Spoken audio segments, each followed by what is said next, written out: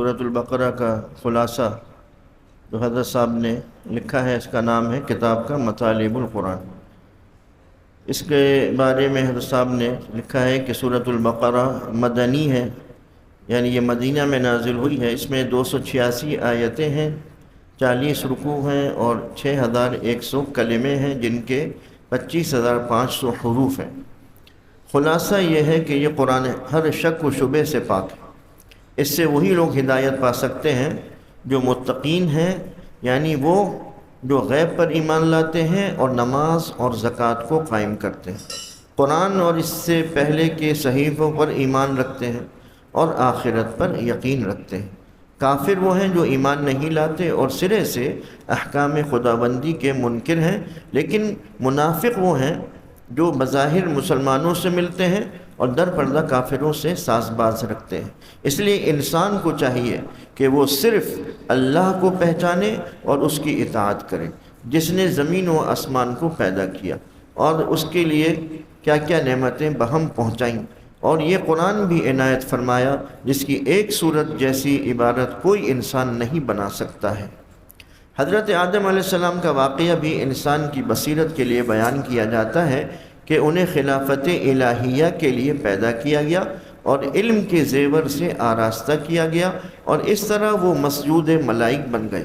لیکن ابلیس نے سر تسلیم خم کرنے سے انکار کیا اور وہ انسان کا دشمن بن گیا۔ اس نے حضرت آدم علیہ السلام اور حضرت حوا علیہ السلام کو بہکایا، لیکن ان دونوں نے توبہ کی تو اللہ پاک نے ان کی توبہ قبول فرمائی۔ چنانچہ انسان کے منصب خلافت کو نہ صرف بحال کیا گیا بلکہ اس کو اسی دشمن سے پھر آگاہ کیا گیا کہ وہ اس کی پیروی کے بجائے اللہ پاک کی طرف رجوع کرے اور استغفار کرے، تو اللہ تعالیٰ اس کو دنیا اور آخرت میں کامیاب فرمائے گا۔ پھر بنی اسرائیل یعنی یہود سے خطاب ہے کہ یہ قرآن وہی دعوت دیتا ہے جو تورات میں تھی۔ اس چیز کو جانتے اور سمجھتے ہوئے اس کا انکار مت کرو اور اول کافر مت بنو، نماز قائم کرو، زکوٰۃ ادا کرو، کہ صبر اور نماز دونوں سے اصلاح نفس کی جا سکتی ہے۔ بنی اسرائیل نے اللہ تعالیٰ کے انعامات کو ٹھکرایا تھا، جس کی پاداش میں وہ ذلیل و خوار ہوئے۔ مسلمان اس قوم کی ذلت و رسوائی سے سبق حاصل کریں اور نصرانیت کی گمراہیوں سے بھی آگاہ رہیں۔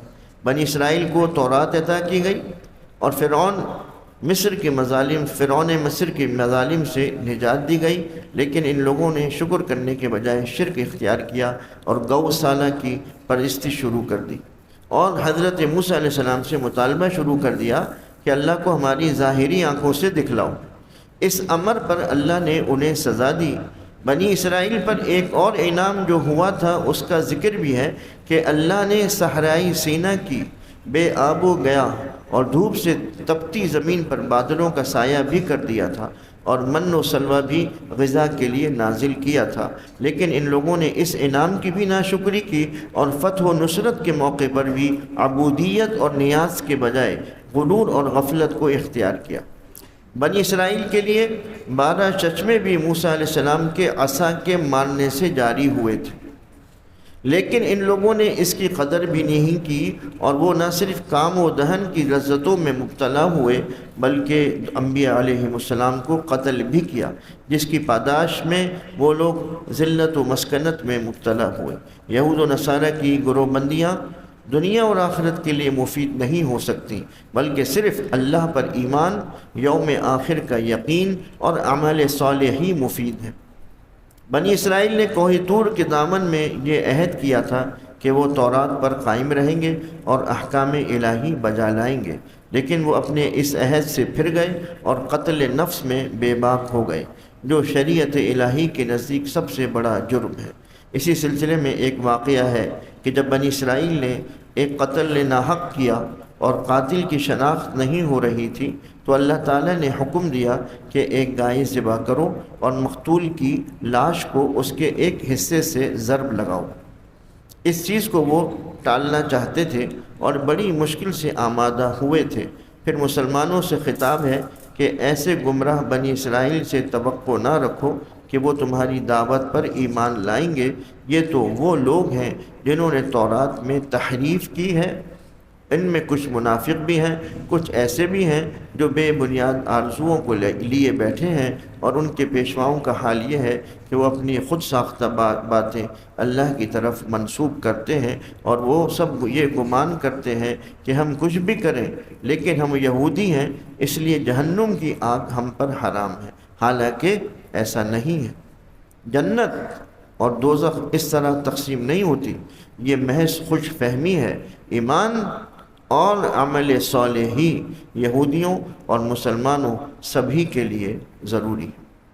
بنی اسرائیل کے اس عہد کا پھر ذکر ہے جس میں انہوں نے اللہ کی اطاعت اور عبادت کا وعدہ کیا تھا، والدین، اقربا، یتامہ اور مساکین سے حسن سلوک کا وعدہ کیا تھا، شیریں کلامی اور راست گوئی، نماز اور زکوٰۃ کا قیام، ناحق قتل سے احتراز، ایک دوسرے کو گھر سے بے گھر نہ کرنا بھی اس عہد میں اہم شقیں تھیں، لیکن وہ ان سب باتوں سے منحرف ہو گئے، اور حضرت موسیٰ علیہ السلام کے بعد بھی کئی پیغمبر تشریف لائے، پھر عیسیٰ علیہ السلام بھی تشریف لائے اور سبھی تورات کی تعلیم دیتے رہے، لیکن بنی اسرائیل نے کبر و نخوت سے کام لے کر ان میں سے کسی کی تکذیب کی اور کسی کو قتل کیا۔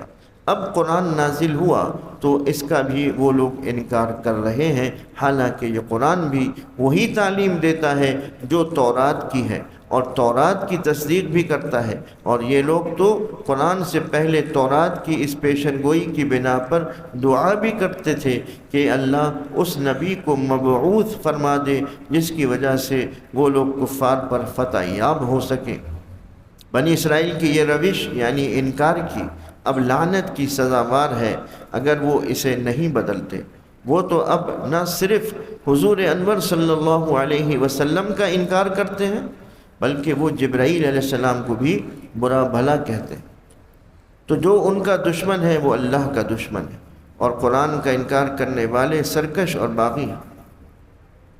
اس سے پہلے بنی اسرائیل کے پاس کوئی رسول تورات کی تصدیق کرتا ہوا آتا تو ان لوگوں کا ایک گروہ کتاب اللہ کو پس پش ڈال کر شیطان کی بتائی ہوئی چیزوں کی پیروی کرتا اور اسے سلیمان علیہ السلام سے منسوب کر دیتا۔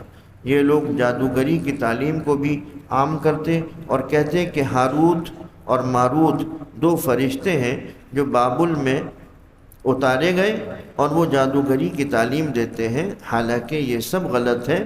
اس طرح اس عمل کا چلن شروع ہو گیا جو میاں بیوی کے درمیان جدائی کرا دے اور پھر نفسانی خواہش کے لیے اسباب بن جائے۔ بنی اسرائیل کا یہ انتہائی خراب اخلاقی زوال تھا۔ اب یہودیوں کی دوسری بد اخلاقی کا ذکر ہے کہ وہ لوگ حضور انور صلی اللہ علیہ وسلم سے ذو معنی الفاظ کے ساتھ خطاب کرتے ہیں، مثلا راعینا کہتے ہیں کہ جس کے معنی یہ بھی تھے کہ ہماری رعایت کیجیے، اور یہ بھی مطلب تھا کہ نعوذ باللہ تم چرواہے اور جاہل ہو۔ بعض مسلمانوں نے بھی اس قسم کے الفاظ لا علمی میں استعمال کیے تو انہیں منع کیا گیا اور فرمایا کہ کیا تم بھی ان لوگوں کی طرح کل کو وہی مطالبے اپنے رسول صلی اللہ علیہ وسلم سے کرو گے جو بنی اسرائیل نے موسیٰ علیہ السلام سے کیے تھے؟ پھر یہودی اور نصرانی لوگوں کا یہ گمان بھی غلط ہے کہ وہ جنت کے مستحق ہوں گے۔ اللہ کی اطاعت اور عمل صالح ہی جنت کے لیے کام آ سکتے ہیں۔ اب یہود اور نصارہ کے باہمی اختلافات کا ذکر آتا ہے کہ وہ ایک دوسرے کو کہتے ہیں کہ تم حق پر نہیں۔ مشرکین عرب بھی اسی طرح کہتے ہیں، لیکن حق یہ ہے کہ نجات اس دین کے مطابق زندگی ڈھالنے پر ہے جو آدم علیہ السلام سے لے کر حضور انور صلی اللہ علیہ وسلم تک آیا، اور جس کا مستند دستور العمل اب قرآن ہے۔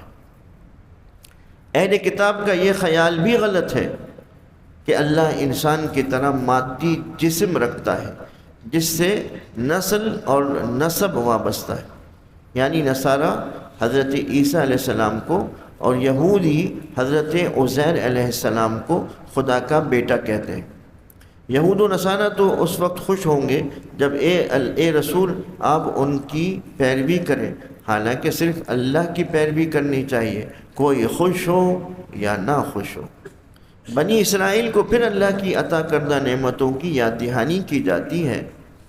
ابراہیم علیہ السلام کے بعد منصب امامت ان کی اولاد میں اسحاق علیہ السلام اور یعقوب علیہ السلام اور ان کی نسل کو ملا تھا۔ وہ سب ابراہیم علیہ السلام اور ان کی پاکیزہ اولاد کی فرما برداری کا پھل تھا۔ حضرت ابراہیم علیہ السلام کی قربانیاں مذکور ہیں۔ پھر خانہ کعبہ کی تعمیر کے وقت ان کی دعا جس رسول صلی اللہ علیہ وسلم اور جس امت مسلمہ کے لیے تھی اور جس کتاب یعنی قرآن کی تعلیم کے لیے تھی، ان سب پر ایمان لانے کے لیے بنی اسرائیل کو دعوت دی جا رہی ہے۔ حقیقت یہ ہے کہ ابراہیم علیہ السلام کا دین بھی یہی تھا، اور اسی دین اسلام کے لیے انہوں نے اپنی اولاد اور اولاد کی اولاد کو وصیت فرمائی تھی۔ نصرانیت یا یہودیت کا اختیار کرنا ہدایت نہیں ہے، بلکہ ملت ابراہیمی کی پیروی یہ رسول محمد صلی اللہ علیہ وسلم اور یہ مومنین ہی کر رہے ہیں، اور انہی کی طرح ایمان لانا اصل ہدایت ہے۔ پھر قبلے کا ذکر آتا ہے کہ قریب 17 ماہ تک حضور انور صلی اللہ علیہ وسلم مدینہ منورہ میں ہجرت کے بعد بیت المقدس کی طرف رخ کر کے نماز پڑھتے رہے۔ پھر جب کعبے کی طرف رخ کرنے کا حکم ہوا تو اہل کتاب نے اعتراض کیا۔ یہ اعتراض تنگ نظری اور سمت و مقام کی پابندی رکھنے والوں کا ہے، ورنہ مشرق و مغرب سب اللہ کے لیے ہے اور اللہ کسی سمت سے مخصوص نہیں۔ پھر مختلف گروہوں کے مختلف قبلے ہیں، تو ایک کے قبلے کو اختیار کرنے سے سب لوگ راضی نہیں ہو سکتے۔ ابراہیم علیہ السلام نے جو کعبے کی تعمیر کی تھی اس کا مقصد بھی یہی تھا کہ وہ امت مسلمہ کا قبلہ ہوگا، اور یہی امت وسط ہے جو امر بالمعروف اور نہی عن المنکر ہی کی بنا پر دنیا کی امامت کر سکتی ہے۔ کعبے کا قبلہ بنایا جانا، حضور انور صلی اللہ علیہ وسلم کا مبعوث ہونا اور قرآن جیسی کتاب کا نازل ہونا ایسی نعمتیں ہیں جن کا شکر ادا کرنا ہر مسلمان پر واجب ہے۔ عمل صالح اور اللہ کا خوف ہی راہ ہدایت ہے، اور صبر اور نماز میں ثابت قدمی ہی سے اللہ کی مدد حاصل ہو سکتی ہے۔ اللہ کی راہ میں جان دینے والے مردہ نہیں ہیں، اور اللہ تعالیٰ اپنے وفاداروں کو مختلف طریقوں سے جانی اور مالی نقصانات سے آزماتا ہے، لیکن ایسے وفاداروں پر اللہ کی رحمت نازل ہوتی ہے۔ یہ بھی بتایا گیا ہے کہ حج کرنا بھی اللہ کی رضا کے حصول کے لیے ہے۔ حق کو چھپانے والوں پر اور قرآنی تعلیم سے روگردانی کرنے والوں پر لعنت کی گئی ہے، اور لغزش ہونے پر اگر استغفار کیا جائے اور عمل صالح اختیار کیے جائیں تو اللہ تعالیٰ ضرور معاف فرمانے والا ہے۔ پھر کائنات کی چیزوں پر غور و فکر کرنے کی دعوت ہے، جس سے انسان ضرور توحید کا قائل ہو سکتا ہے۔ ناسمجھ اور احمق ہیں وہ لوگ جو کائنات کی چیزوں اور انعامات الہیہ کا مشاہدہ کرنے کے باوجود شرک میں مبتلا ہیں۔ ان کے برعکس مومنین کس قدر اللہ سے محبت رکھتے ہیں، قیامت میں معلوم ہو جائے گا کہ اللہ کتنی زبردست قوت کا مالک ہے، اور وہاں مشرکین حسرتوں اور پشیمانیوں سے ہاتھ ملتے رہ جائیں گے، اور پھر جہنم سے نکلنے کی کوئی راہ نہ پائیں گے۔ اب حرام چیزوں کا ذکر ہے کہ مردار، خون، خنزیر اور غیر اللہ کے نام کی چیزیں حرام ہیں، اور حلال اور جائز طریقے پر حاصل کی ہوئی چیز کھائی جائے۔ رشوت کھانے والے اپنے پیٹ کو آگ سے بھرتے ہیں۔ یہ لوگ احکام الہی سے سرتابی کرتے ہیں، ان کے لیے جہنم کا دردناک عذاب ہے۔ پھر یہ بتایا گیا ہے کہ نیکیاں صرف وہ ہیں کہ جن کو اللہ نے نیکیاں قرار دیا ہے، مثلاً اللہ، اس کے رسولوں، فرشتوں، کتابوں اور یوم آخر پر ایمان لانا، اللہ کے لیے مستحق لوگوں پر مال خرچ کرنا، نماز اور زکوٰۃ ادا کرنا، وعدہ وفا کرنا، احکام الہی پر عمل کرنے میں جو سختیاں درپیش ہوں ان پر صبر کرنا۔ پھر کچھ تعزیری قوانین کا ذکر ہے اور حکم ہے کہ قرآن کے مطابق اپنے مال کی وصیت کرو۔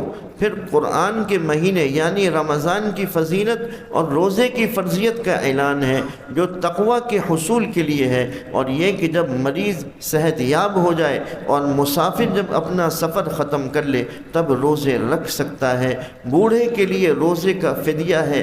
اعتکاف کی ترغیب بھی ہے۔ وہ بے ایمانی جس سے کسی کی ملکیت سے فائدہ اٹھا لیا جاتا ہے سختی سے ممنوع ہے، اور رشوت بھی ممنوع ہے۔ پھر چاند کا ذکر ہے کہ وہ اوقات کار اور حج کے وقت کے بتانے کا ذریعہ ہے۔ آداب معاشرت بھی بتائے ہیں اور جہاد کی ترغیب بھی ہے۔ مسجد حرام کے قریب جنگ ممنوع ہے الا یہ کہ دشمن خود ہی لڑے۔ حج اور عمرے کے احکام اور چند مسائل بھی ہیں۔ حج کے زمانے میں تجارت جائز ہے، لیکن تجارت کی خاطر حج نہیں کرنا چاہیے۔ عرفات کے قیام، ذکر الہی کی ترغیب، حج کے زمانے میں لڑائی جھگڑے وغیرہ کی ممانعت اور اسلام کی مکمل پیروی کی ہدایت۔ مسلمانوں کو بتایا جا رہا ہے کہ کہیں تم بنی اسرائیل کی طرح اللہ کی نعمتوں کی ناقدری اور ناشکری اور قتل و غارت، فتنہ و فساد نہ کرنا۔ تمہاری آزمائش بھی ہوگی اور صبر و استقامت پر قائم رہو گے تو اللہ کی مدد شامل حال ہوگی، برکتیں نازل ہوں گی اور آخرت سنور جائے گی۔ اب بتایا گیا ہے کہ حرمت کے مہینوں میں جنگ نہ کی جائے اور کافروں کی طرح اللہ کی راہ سے اور حرم کی راہ سے کسی کو روکا نہ جائے اور حرم کے باشندوں کو بے گھر نہ کیا جائے۔ ارتداد کی مذمت، ایمان، ہجرت اور جہاد کی فضیلت، شراب اور جوئے کی خرابی، اللہ کے لیے انفاق اور یتیموں کی خبرگیری کے احکام ہیں۔ مومن، مومنہ، مشرک، مشرکہ اور ایسی لونڈی کے فرق کو بھی واضح کیا گیا ہے۔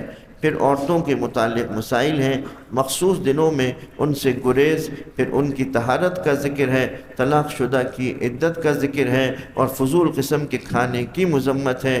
طلاق اور خلا کا ذکر بھی ہے اور یہ کہ محض تکلیف پہنچانے کے لیے ایسی عورتوں کو روکے رکھنا اور ان کے حقوق ادا نہ کرنا اور انہیں خوش اسلوبی سے رخصت نہ کرنا ممنوع قرار دیا ہے۔ آئندہ آیات میں عورتوں کے ساتھ ناانصافی کی برائی بتائی گئی ہے اور یہ کہ بچوں کے دودھ پلانے کے لیے انتظام کی ذمہ داری باپ پر ہے۔ مدت رضاعت بھی بتائی گئی ہے اور یہ کہ عورتیں طلاق اور بیوگی کی عدت پوری کر کے نکاح ثانی کر سکتی ہے، جسے برا نہیں سمجھنا چاہیے۔ اب یہ مسئلہ بھی بتایا ہے کہ مرد اپنی بیوی کو رخصتی سے پہلے طلاق دیتا ہے تو نصف مہر دینا چاہیے، لیکن پورا مہر دے دے تو یہ تقوی سے زیادہ قریب ہے۔ پھر صلاۃ وسطیٰ یعنی عصر کی نماز پر خصوصیت سے زور دیا گیا ہے اور یہ کہ خوف و خطر کے موقع پر چلتے ہوئے یا سواری پر نماز ادا کی جا سکتی ہے۔ پھر جہاد فی سبیل اللہ پر زور دیا گیا ہے اور اس کی سختیوں کو ہمت و حوصلے کے ساتھ برداشت کرنے کا حکم ہے۔ بنی اسرائیل کے ایک گروہ کا ذکر ہے کہ انہوں نے اپنے نبی سے کہا تھا کہ ہم کو ایک ایسا سردار دیجئے کہ جس کی رہبری میں ہم جہاد کر سکیں۔ طالوت کو منتخب کیا گیا تو بنی اسرائیل نے کہا کہ وہ دنیاوی حیثیت کے مالک نہیں ہیں۔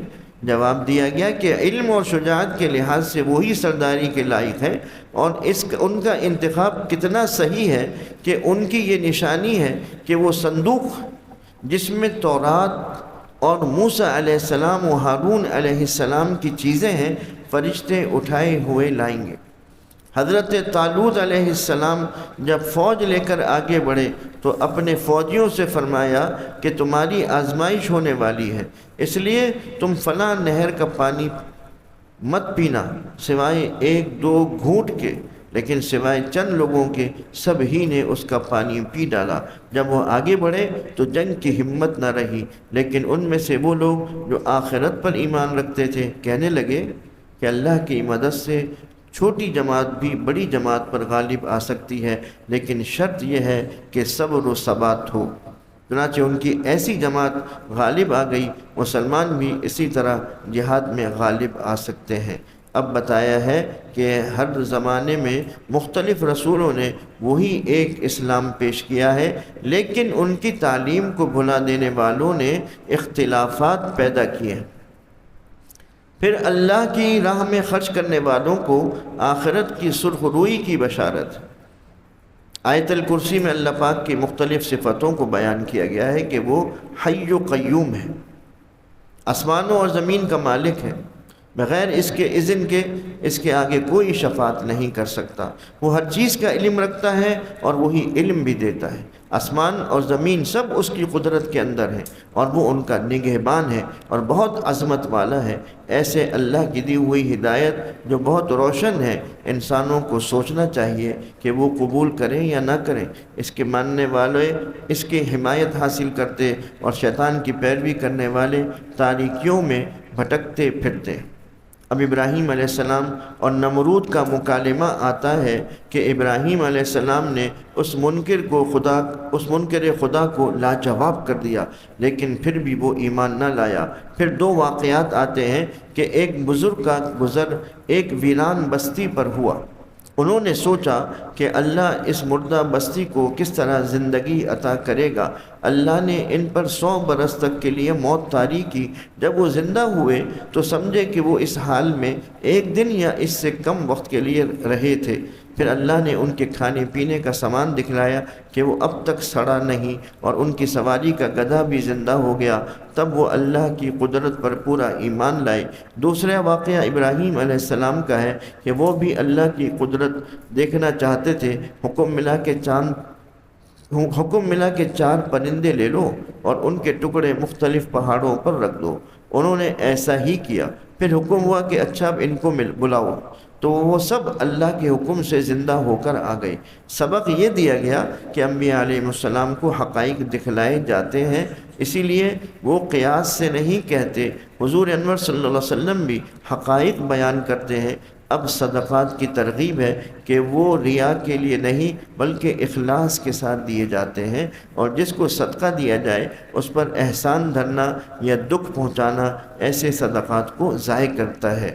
صدقات و خیرات میں بری چیزیں نہیں دینی چاہیے، اچھی چیزیں دی جائیں، اور دینے سے دولت گھٹتی نہیں بڑھتی ہے۔ شیطان بہکاتا ہے کہ صدقات مت دیا کرو کہ افلاس آ جائے گا، تنگی آ جائے گی۔ پھر بتایا ہے کہ صدقات کو پوشیدہ طور پر دینا زیادہ اچھا ہے۔ اور جو لوگ معاشی پریشانیوں میں مبتلا ہیں یا فاقوں کی وجہ سے بھی کسی سے نہیں کہتے، وہ ان صدقات کے مستحق ہیں۔ صدقات کی ترغیب کے ساتھ ہی سود کی ممانعت ہے کہ اس سے باہمی مساوات اور محبت پر ضرب پڑتی ہے اور حاجت مندوں کا خون چوس لیا جاتا ہے۔ سود کی لین دین کو اللہ اور رسول صلی اللہ علیہ وسلم سے جنگ قرار دیا گیا ہے۔ قرض واپس لینے میں بھی سہولت اور وقت کی مہلت دی جائے اور اسرت والوں کا قرض معاف کر دیا جائے تو اللہ کی بڑی خوشنودی ہے۔ لین دین کو تحریر میں لانا چاہیے، البتہ جو لین دین دست بدست اور نقد ہو رہا ہے اس میں تحریر کی ضرورت نہیں۔ تحریر ہو تو 2 مردوں یا 1 مرد اور 2 عورتوں کی گواہی بھی ضروری ہے۔ سفر میں اگر لین دین کے لیے تحریر نہ ہو سکے تو حرج نہیں۔ امانت بھی مطالبے کے وقت بغیر لیت و لال کے واپس کر دی جائے اور کوئی شہادت پوشیدہ نہ رکھی جائے۔ آسمان و زمین میں سب اللہ کے قبضہ قدرت میں ہے، آسمان و زمین سب اللہ کے قبضہ قدرت میں ہے اور کوئی چیز اس کی گرفت سے بچ نہیں سکتی، لہذا ہر عمل کی جواب دہی ہوگی۔ دل کے ارادے بھی اللہ سے پوشیدہ نہیں، اس لیے انسان کو اپنی روش صحیح کرنی ہوگی۔ اللہ کے رسول اور مومن بندے ایمان رکھتے ہیں اللہ پر، اس کے فرشتوں پر، کتابوں پر اور رسولوں پر بھی، اور وہ اللہ کے رسولوں میں کوئی تفریق نہیں کرتے، ایمان کے تقاضوں کو بھی پورا کرتے ہیں اور اللہ سے مغفرت کے طالب رہتے ہیں، کیونکہ وہ قیامت پر بھی یقین رکھتے ہیں۔ اللہ نے کسی شخص کو اس کی طاقت اور برداشت سے زیادہ پابند نہیں کیا۔ مومنین ہمیشہ اللہ کی جانب رجوع ہوتے ہیں اور دعا کرتے ہیں، اے اللہ ہماری بھول چوک معاف فرما دے، ہم پر ہماری طاقت سے زیادہ بوجھ نہ ڈال، ہمیں معاف فرما دے، ہماری مغفرت فرما دے، ہم پر رحم فرما دے کہ تو ہی ہمارا آقا ہے، اور ہمیں نصرت دے کافروں پر۔ وآخر دعوانا ان الحمد للہ رب العالمین۔